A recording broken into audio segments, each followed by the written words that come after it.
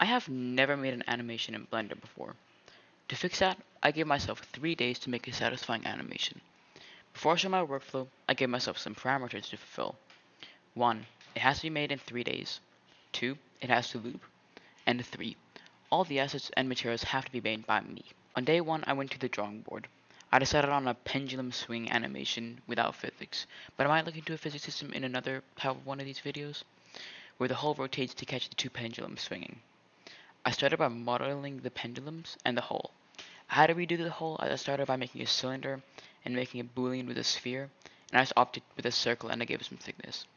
I could have done it way easier, and I don't know why I didn't do it easier, with either with a torus or insetting a cylinder, but I still got the job done. I ended day 1 with my models complete and a 40 frame animation. Now in day 2, I started texturing the models and the pendulum. I wanted a swirly-ish material with a reflective black and a matte cyan. So I started with a noise and Musgrave texture, but that didn't do what I wanted it to do, so I changed it to a magic texture with a depth of 8 and a scale of 0.7 and a distortion of 1.5. Then I added some bump to the reflective black part with the noise texture. I later changed this to a Voronoi texture as it makes it look more like a crystal. I also put some lighting and a background with a pastel pink color. After I made the background, I made the whole a wood material and a metal material. I made the base of wood and the whole metal, but I later reversed it.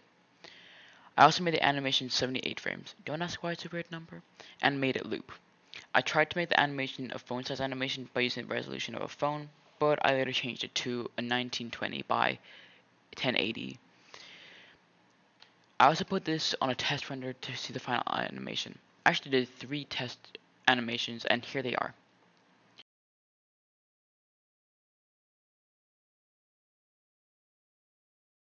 On the final day, I did all the changes I said, making the bump of Voronoi, changing the materials on the hull, and making the resolution 1920 by 1080. After making those small changes, I rendered as my final results. I tried to add sound to the animation, but I couldn't get a realistic motor sound, nor a swish sound, and time was up for this project. This project was actually really fun. I learned how to use a graph editor, and I think I'm going to do more challenges like these for other parts of Blender, like physics and geometry nodes. I could have probably done it in a day and a half, but I had other things going on and decided to do this project on 3 school days. Anyways, here's the result.